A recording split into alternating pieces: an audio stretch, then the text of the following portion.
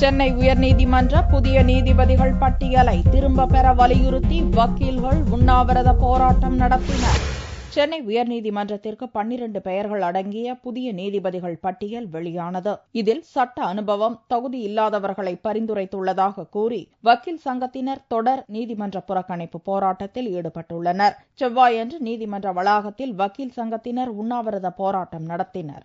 திறமையில்லாதவர்களாகவும் பல குற்றச்சாட்டுக்கு ஆளானவர்களாகவும் பல முறைகேடுகள் சொல்லப்பட்டதனாலும் உச்சநீதிமன்ற வழிகாட்டுதலின்படி அவர்கள் தேர்ந்தெடுக்கப்படாததாலும் அந்த பட்டியலை திரும்ப பெற வேண்டும் என்று வழக்கறிஞர் சங்கம் கோரிக்கை வைத்துள்ளது.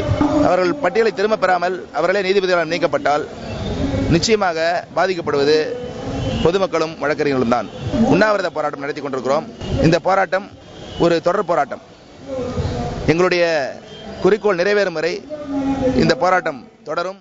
புதிய நீதிபதிகள் நியமன பட்டியலை திரும்ப பெறும் வரை நீதிமன்ற புறக்கணிப்பு போராட்டம் நீடிக்கும் என்று வக்கீல்கள் தெரிவித்துள்ளனர்.